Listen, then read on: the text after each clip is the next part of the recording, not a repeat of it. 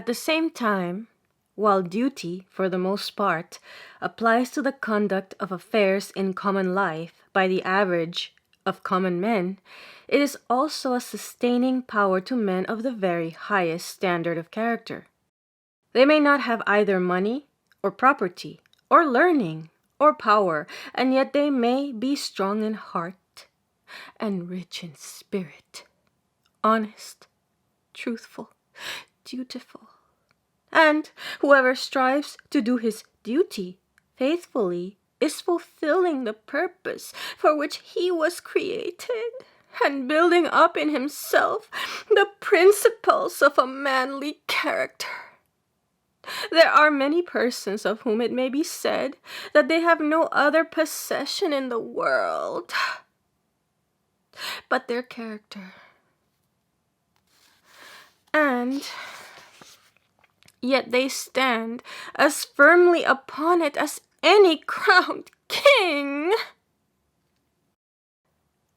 Intellectual culture has no necessary relation to purity or excellence of character. In the New Testament, appeals are constantly made to the heart of man and to the spirit we are of, whilst allusions to the intellect are of very rare occurrence. A handful of good life, says George Herbert, is worth a bushel of learning.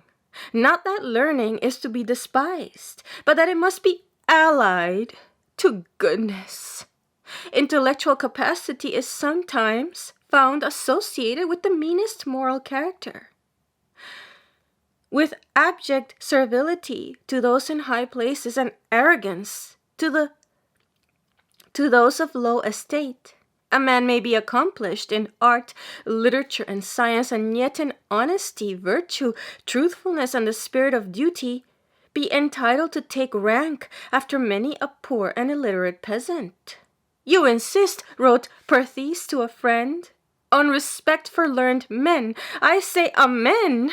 But at the same time, don't forget that largeness of mind, depth of thought, appreciation of the lofty, experience of the world, delicacy of manner, tact and energy in action, love of truth, honesty, and amiability, that all these may be wanting in a man who may yet be very learned.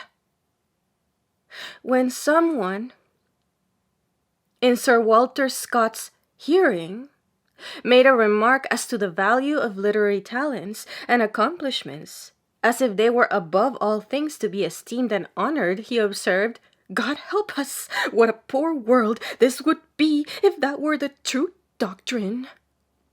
I have read books enough, and observed and conversed with enough of eminent and splendidly cultured minds, too, in my time, but I assure you I have heard higher sentiments from the lips of poor, uneducated men and women when exerting the spirit of severe yet gentle heroism under difficulties and afflictions, or speaking their simple thoughts as to circumstances in the lot of friends and neighbors, than I ever yet met with out of the Bible.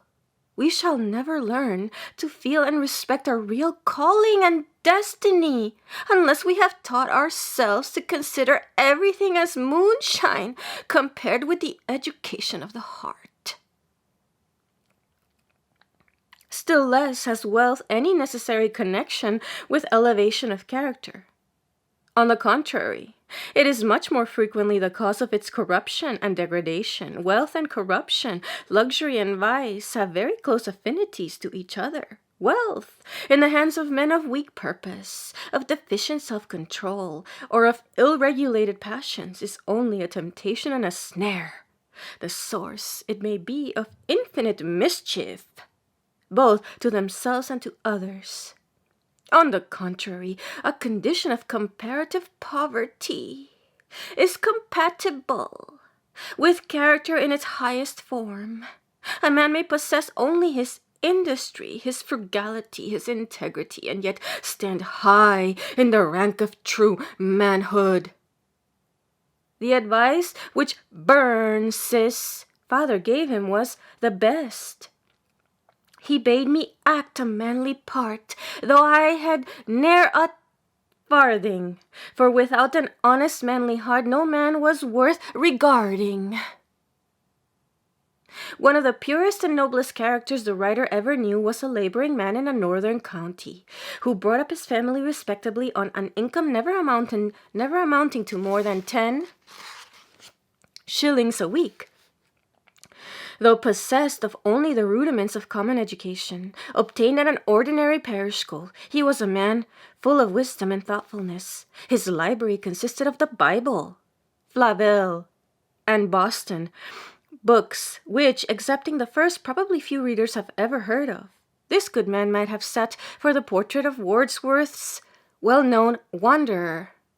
When he had lived his modest life of work and worship and finally went to his rest, he left behind him a reputation for practical wisdom, for genuine goodness, and for helpfulness in every good work which greater and richer men might have envied. When Luther died, he left behind him, as set forth in his will, no ready money, no treasure of coin of any description. He was so poor at one part of his life that he was under the necessity of earning his bread by turning, gardening, and clockmaking. Yet, at the very time when he was thus working with his hands, he was molding the character of his country.